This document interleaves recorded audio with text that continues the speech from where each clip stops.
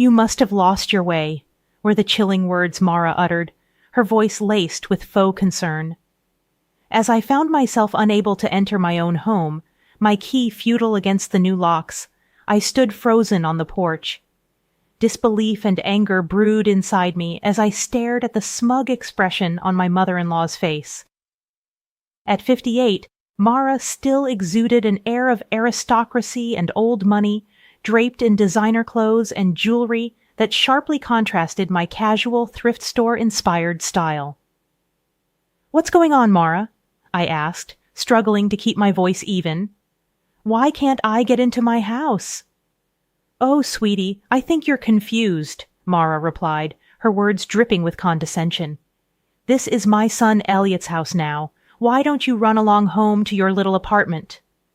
My hands curled into fists as I fought the urge to grab Mara and force my way inside. This was the house I had grown up in, that my parents had left to me when they passed away last year.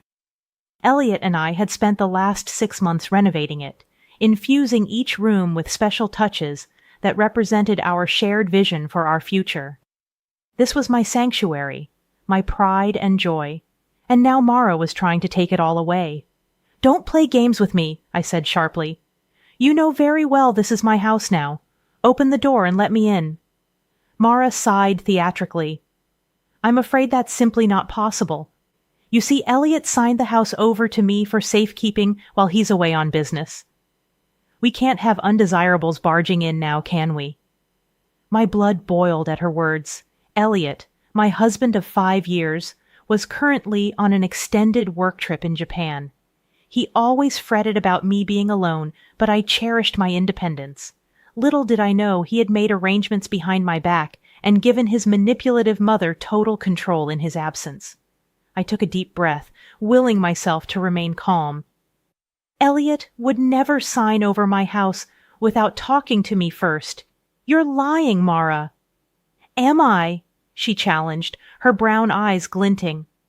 "Why don't you give my darling son a call and find out?" I wanted nothing more than to wipe that smug look off Mara's face, but I wouldn't give her the satisfaction of seeing me crumble. "Fine, I'll call Elliot and clear this whole thing up," I replied evenly. "But don't get too comfortable in my home. You won't be staying long." As I walked down the front steps, I turned to see her disappear inside, closing the door firmly behind her. Rage and disbelief warred within me as I stood on the sidewalk, staring at the house I had poured my heart into. Mara had always resented my common upbringing, believing her precious architect son could do better than a freelance graphic designer. But I never imagined her snobbery and disdain would manifest in something so cruel. I scrolled through my contacts until I found Elliot's number. He answered on the 3rd ring, his cheerful voice like a balm to my soul. I quickly explained what had happened with Mara. A heavy silence followed, broken only by Elliot's deep sigh. "Karen, there's something I have to tell you," he said. "I can't believe you would do this to me," I said, my voice trembling as I paced the small confines of my studio apartment. On the video call, Elliot looked back at me helplessly. "I'm so sorry, Karen. I never meant for it to happen this way. My mother ambushed me with the paperwork just as I was leaving for the airport. She claimed it was just a temporary measure for emergencies. I didn't realize she had other plans." I raked my fingers through my hair in frustration. "Your mother has always hated me. How could you think giving her any control over my house was a good idea?"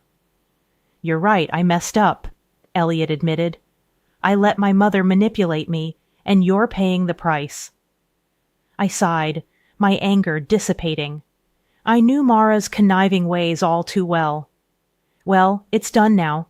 We need to focus on getting my house back. I'll be home as soon as I can. We'll sort this out, I promise." We said our goodbyes, and I sank down onto my lumpy mattress, wondering how I had gone from renovating my childhood home to being effectively homeless in just one day. Over the next few days, I settled into a routine. Each morning, I stopped by the house, knocking loudly despite knowing Mara wouldn't let me in. I needed her to know. I wasn't going anywhere. Afternoons were spent at coffee shops, using their Wi-Fi to work on freelance design projects. Evenings were reserved for takeout food and strategizing my next moves, with my friend Julia over the phone. Nearly a week had passed when I returned to the house one morning to find the front door unexpectedly ajar. I entered cautiously, surprised by the drastic changes that had already taken place. The beautiful pottery and artwork I had proudly displayed were gone, replaced by garish paintings I recognized from Mara's previous home. My cozy bohemian furnishings had disappeared, swapped for stiff antique pieces that exuded cold formality. "Hello, dear. I hope you like what I've done with the place." Mara's falsely sweet voice rang out as she sashayed into the room. I bit my tongue to stop myself from screaming at her. "Didn't take you long to make yourself at home," I said bitterly. "Well, it is my home now," Mara replied snidely.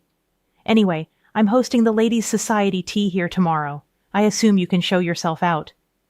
I stood there fuming as she prattled on about plans for redecorating the kitchen and removing the flower garden I had painstakingly nurtured. It was clear she intended to erase any trace of me from this house, from my colorful tiles in the bathroom to the secret hideout Elliot and I had built as kids. "Just remember, this isn't over," I told Mara as I left, catching a glimpse of her scowling before the door slammed shut behind me. As I walked back to my car, I took some deep breaths, trying to regain my composure. I knew Mara's scheme was only beginning, and I would need to be strategic and resilient to survive this battle. But as I caught sight of my childhood home one last time, I made a vow. One way or another, I was taking back what was mine. The next few weeks were agonizing. Mara's presence seemed to infest every aspect of my life. No matter how hard I tried to avoid her, she hijacked the weekly neighborhood potluck, critiquing my common potato salad recipe and insisting on upscale catering instead. When I volunteered at the community garden, she was suddenly everywhere, gossiping loudly about my unladylike appearance.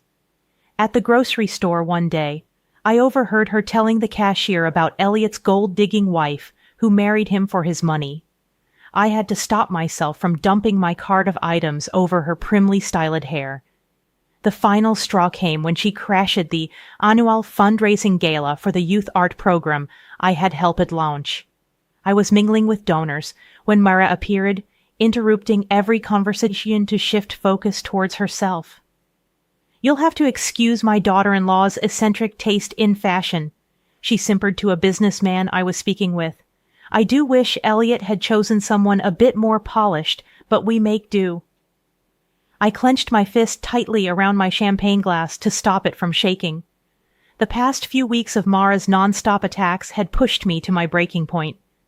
I wanted nothing more than to scream at her to stop ruining my life, but I knew that's exactly what she wanted, a public spectacle that made me look deranged. So I quietly excused myself from the conversation and slipped outside, taking deep breaths of the cool night air.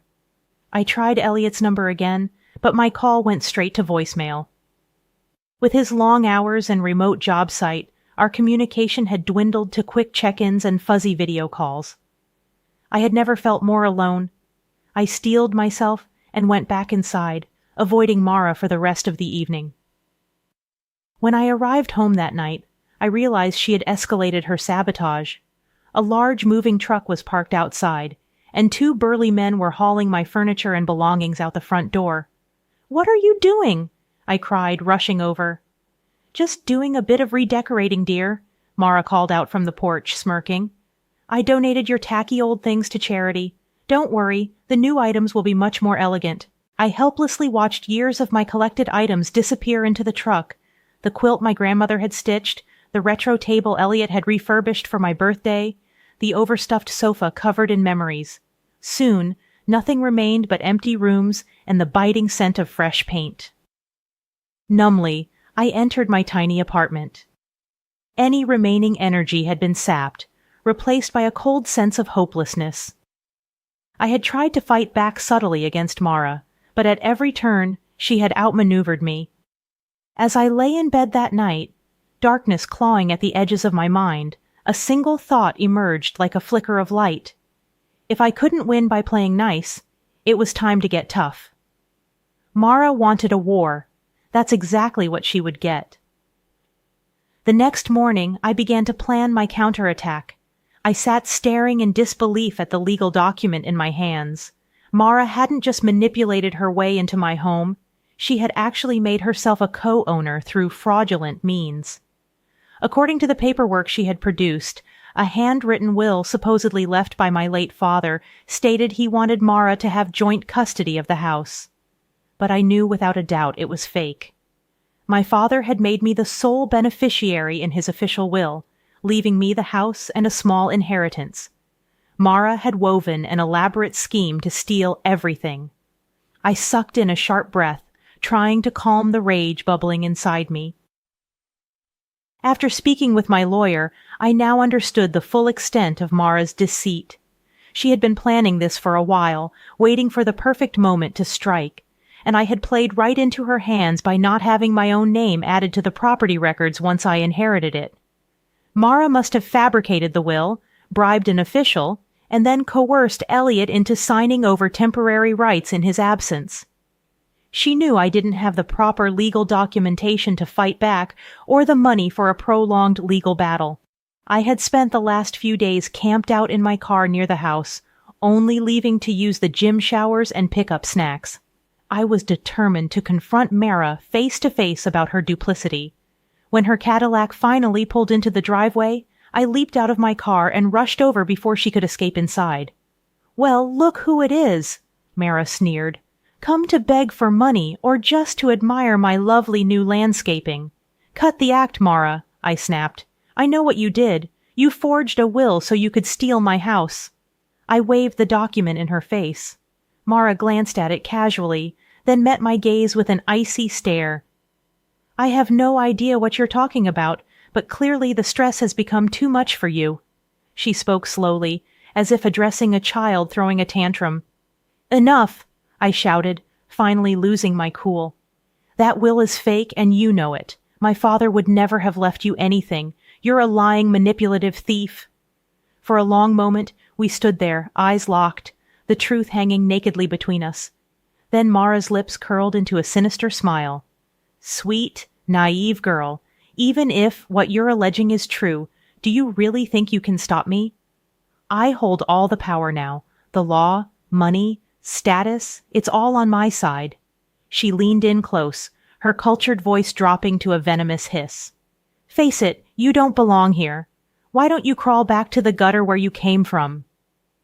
I recoiled at her words, the pain cutting deeply, but the initial anguish quickly transformed into iron resolve. I had tried handling this legally and ethically, and it had failed. Now it was time for a new strategy, no matter how extreme. Mara seemed to sense the shift in me. For the first time, a shadow of uncertainty flickered across her face. I gave her a thin smile. "You're right about one thing, Mara. You've held all the power until now, but that ends today." I turned and walked away, leaving her standing agape on the sidewalk. I had a lot of planning to do, and nothing to lose. The time had come for war. Over the next few weeks, I became consumed with gathering evidence against Mara. I knew I needed hard proof of her deceit, if I had any hope of reclaiming my house legally. I started with the fake will, working with a lawyer friend to analyze the document. We discovered anomalies, the wrong type of paper, a font that didn't exist when my father was alive. It was enough to cast serious doubts about its authenticity. Next, I reached out to my father's old business partner, someone I knew Mara had been cozying up to for years. After some persuasion, he finally admitted she had asked him to act as a witness and verify the will. The final piece fell into place. I also began trailing Mara, documenting her activities and conversations. Most days, she flitted aimlessly around town, a bored socialite looking to stir up drama. But she seemed to have a weekly appointment that piqued my interest, a visit to a rundown apartment building on the edge of town. One overcast Tuesday, I followed Mara's Cadillac to the familiar spot and watched her disappear inside. A few minutes later, she emerged looking worried, accompanied by a squat, nervous-looking man I recognized as the town clerk. After exchanging whispered words and passing a thick envelope, they quickly parted ways. My mind raced with possibilities: blackmail, bribery, Either way, this man clearly knew secrets that could threaten Mara's polished veneer. Over the next few weeks, I continued tailing Mara, compiling a detailed record of her activities and odd meetings. Her mask of aristocracy and moral superiority had slipped, revealing deceit and corruption. I wanted it all exposed. The final piece fell into place when I convinced the nervous clerk to meet me one night for drinks. A few rounds later, his lips started to loosen, confessing how Mara had paid him handsomely over the years to conveniently lose certain records and speed along questionable documents. Armed with this arsenal of evidence, I requested an emergency hearing with the judge overseeing my house dispute. My lawyer and I laid out the paper trail of fraud and deception Mara had perpetrated to gain control. After reviewing the proof, the judge agreed to freeze all actions relating to the property's ownership until a full investigation could be completed. For the first time in months, I felt empowered again. Mara must have realized her scheme was unraveling. She became a ghost, her usual swarm of social activity ceasing. No more smug morning jogs past my car, no more popping into restaurants to loudly discuss her summer plans for my home improvements. But her disappearance didn't fool me. I knew this temporary retreat was just the quiet before the storm, a chance for her to strategize how she could regain the upper hand. Well, I was done being strategic. Mara wanted an all-out war. I would give her one. And this time only one of us was walking away victorious. The day of the showdown arrived. Armed with my evidence, I marched up to the front door of my house, ready to confront Mara for the last time. Before I could knock, the door swung open abruptly. Mara stood there scowling, clearly perturbed that I had caught her off guard. "What do you want now?" she snapped. "We need to talk," I replied evenly. "May I come in?" Mara hesitated before reluctantly stepping aside. I crossed the threshold, my emotions swirling as I stood in the home that had been stolen from me. Nothing looked familiar anymore. My bohemian decor had been replaced by gaudy antiques and impersonal minimalism. But underneath Mara's superficial touches, the heart and bones of the home remained. The flow of the rooms my mother had designed, the creaks in the floorboards my father had never fixed. "I know what you did, Mara," I said firmly. "The will was fake. You bribed the clerk. You have no legal right to my house." Mara scoffed. "You have no proof of these ridiculous allegations. I'm growing very tired of your harassment." I held her icy gaze, unflinching. "Actually, I have plenty of proof. Sworn statements exposing your lies, records of your shady dealings. I know enough to destroy your facade of respectability." Mara's defiant expression wavered slightly. I pressed my advantage. "It's over. Your scheme stops now. Back at my home immediately, or I take this evidence to court and ensure you face charges." Heavy silence descended as Mara stared at me, stone-faced. For a moment, I thought she might actually acquiesce. Then, her lips curled into a sneer. "Do you think a few pieces of paper can scare me? I built an empire while you still clung to your parents' apron strings. No one will believe the delusional ramblings of a petty little—" "Stop." We both turned in shock at the newcomer's voice. Elliot stood in the doorway, suitcase in hand, his face etched with grief and disappointment. Mara's haughty demeanor instantly melted. "Elliot, you're home early." She scurried over, attempting an embrace. He held up a hand. "I heard enough, Mom. Karen told me everything. How could you betray me like this?" "She's lying, Elliot," Mara shrieked, pointing a manicured finger my way. "I'm the victim here.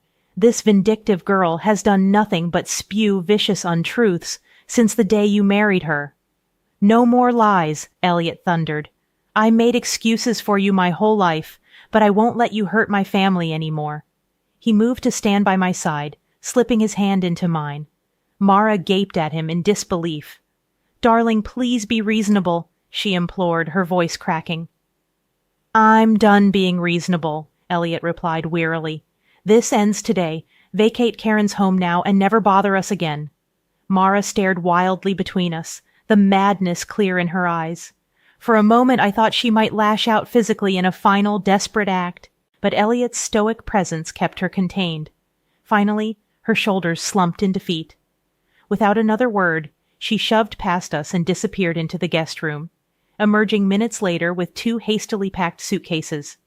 Elliot kept his eyes trained on the floor as his mother paused next to him, waiting for some show of affection, forgiveness, anything. But he remained stony and silent. The click of her heels faded as Mara retreated down the walk. I watched through the window as her Cadillac glided away, disappearing around the corner, perhaps for the last time. In the weeks following Mara's eviction, Elliot and I worked non-stop to reclaim the house. We boxed up her garish furnishings and listed them for sale, using the money to restore the cozy bohemian aesthetic I had lovingly created. Elliot immersed himself in repairing the structural damage Mara had wedged, while I scrubbed away every trace of her, wanting to cleanse the home of her poisonous presence. We received regular vitriolic calls and texts from Mara, who was now living in a budget motel on the edge of town. Her life of leisure had been permanently disrupted. With her web of lies exposed, old social contacts had abandoned her. Even the lawyers she approached refused to represent someone with her reputation. She was well and truly friendless for the first time in her privileged life.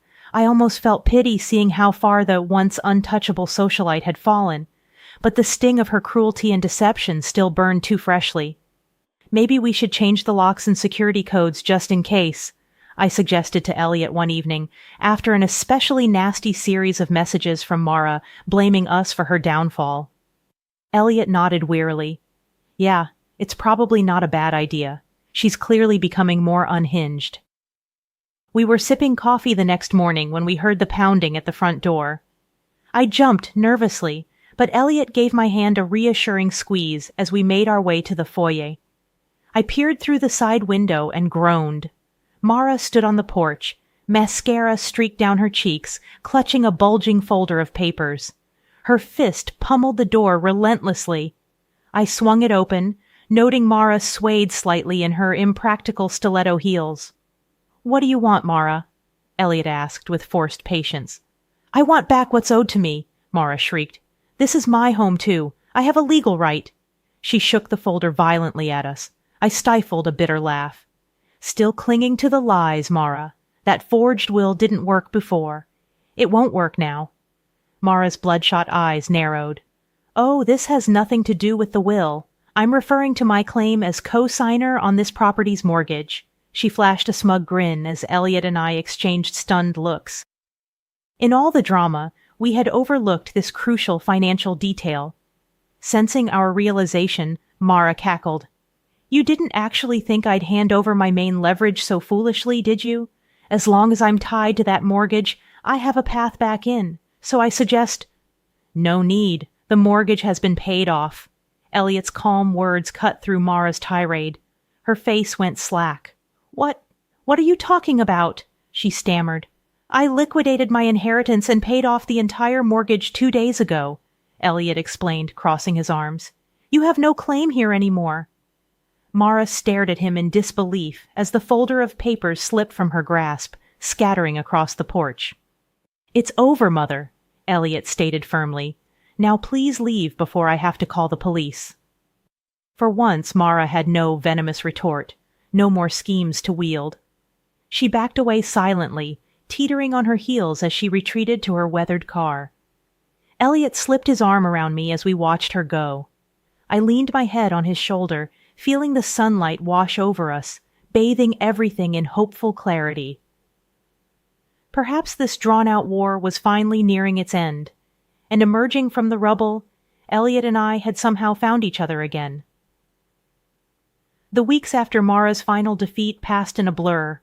Elliot and I threw ourselves into restoring normalcy, filling the rooms with love and light once more. We unpacked my eccentric art and vintage finds from storage, arranging them alongside Elliot's architectural drawings and photography. The house slowly began to feel like ours again. Workers helped repair the structural damage and domestic sabotage Mara had caused in her zealous renovations. Elliot redesigned parts of the space to be more accessible for any future children we hope to have. Meanwhile, I returned to pursuing my freelance graphic design work, setting up a small home studio. It felt healing to nurture my own passion again.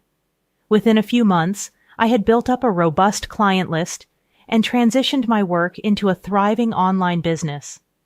Elliot and I also focused on strengthening the bonds Mara had strained, hosting potlucks with generous neighbors who forgave my absence, and having long talks with friends to clear up her malicious gossip. To our relief, we received word that Mara planned to move to another state permanently, wanting a fresh start far removed from her ruined reputation here. We changed the locks one final time, just in case. On a sunny Saturday afternoon, we finally declared the house restored. To celebrate, we hosted an elaborate backyard barbecue. Twinkling lights were strung across the trees, music filled the air, and laughter carried on the breeze. It was a new beginning for everyone. Amongst the festivities, Elliot surprised me by dropping to one knee, presenting me with his late grandmother's ring set in a new band. "I know we've been through so much hardship already as a married couple," he began emotionally, "but I wanted to give you this as a symbol of a fresh start. So, will you renew our vows with me?" Through joyful tears, I said yes, embracing my husband tightly. The people around us broke into cheers and applause. It felt like all the brokenness was truly behind us. On a cool evening a few weeks later, we held an intimate lakeside ceremony as the sun set brilliantly behind the trees. Surrounded by close friends and neighbors, we recommitted ourselves to each other. After all we had endured, the struggles of the past year had tested us in every way possible. But ultimately, the shared trauma had reforged an unbreakable bond between Elliot and me. Later that night, I rested my head contentedly on my husband's chest as we swayed together under the fairy lights twinkling on our back patio. "No matter what she tried, your mother could never destroy this," Elliot said softly, pulling me closer. I smiled up at him.